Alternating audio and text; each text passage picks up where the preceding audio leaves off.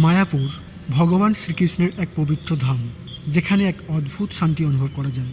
দূর দূরান্ত থেকে মানুষ বারবার ছুটে আসে এখানে, বিশ্বের অন্যতম বৃহত্তম ইস্কন মন্দিরে। এই পবিত্র ভূমিতেই জন্ম নিয়েছিল শ্রী চৈতন্য মহাপ্রভু। বিশাল মন্দির, আকাশ ছোঁয়া গম্বুজ, আর চারিদিকে প্রতিধ্বনি হচ্ছে কীর্তনের সুর। এই সব কিছু কাছ থেকে অনুভব করার জন্য আমি, মা আর বাবা একদিন বেরিয়ে পড়েছিলাম মায়াপুরের উদ্দেশ্যে।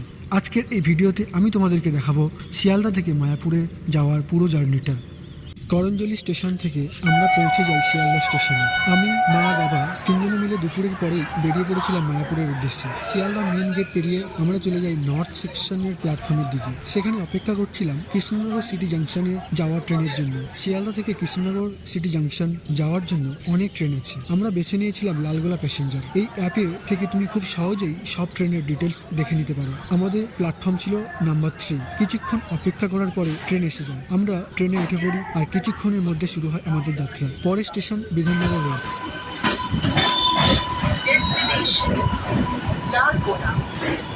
Next station Vidhannagar. প্রায় 2 ঘন্টা 20 মিনিট পর আমরা পৌঁছে যাই কৃষ্ণনগর সিটি জাংশনে। সেখান থেকে বেরোতেই সামনে পেয়ে যাবে টোটো বা অটো। ভাড়া সাধারণত 30 টাকা, তবে অনেক সময় একটু বেশি চাইতে পারে, তাই আগে থেকে ঠিক করে নেওয়া ভালো। আমাদেরকে বলেছিল 150 টাকা তিনজনের জন্য, তো আমরা একটু অপেক্ষা করার পরে 30 টাকা করে ভাড়া টোটো পেয়ে যাই। তারপর টোটোয় করে পৌঁছে যাই খেয়াঘাটে। এখানে রাত্রি 11টা পর্যন্ত নৌকা চলে আর ভাড়া মাত্র 3 টাকা। টিকিট কেটে আমরা উঠে পড়ি নৌকায়।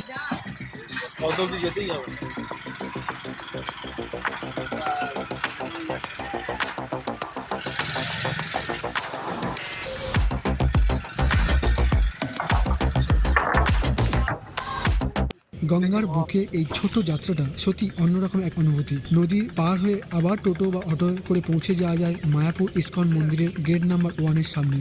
যদি রাতের জন্য থাকতে চাও তাহলে চেষ্টা করবে মন্দিরের কাছাকাছি রুম নেওয়ার। তাহলে তুমি খুব সহজে রুম থেকে মন্দিরে বা মন্দির থেকে রুমে যাতায়াত করতে পারবে। আর এরপর শুরু হবে মায়াপুরের আসল অভিজ্ঞতা, যেটা আমি তোমাদেরকে ভিডিওর পরের অংশে শেয়ার করব। তো এই পর্যন্ত ভিডিওটা ভালো লেগে থাকলে ভিডিওটা শেয়ার করবে, লাইক করবে, সাবস্ক্রাইব করবে।